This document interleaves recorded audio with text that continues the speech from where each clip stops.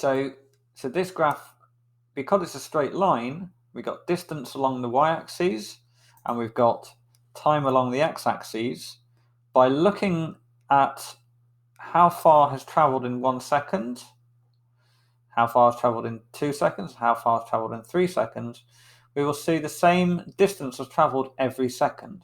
If the speed was 5 meters per second, it means that in 1 second it would have travelled 5 meters. So in 2 seconds it would have travelled 2 times 5 meters, so 10 meters. And in 3 seconds it would have travelled 15 meters. So if it was a different speed, if it was like 10 meters per second, then in 1 second it would have travelled 10 meters. So it would have done this. So that would be the beginning of the speed. Over the first second it's travelled 10 meters. You could also do it changing. So you could do it in the first second it was travelled at 5 meters per second, like that. But maybe in the second second it travelled 10 meters per second, like that.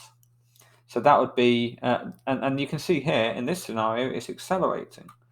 Or you could do it the other way around. You could say in the first second it travelled maybe 15 meters, so really, really fast. And then maybe after, in fact, that's maybe not do that one because we haven't got the guideline. So we'll say in the first 1 second it travelled 10 meters, and in the second second it travelled just 5 meters. So now the gradient is getting less steep. Okay, but because the gradient is staying the same, that's how we know it's constant speed. And the steepness of the gradient tells us how high that speed is.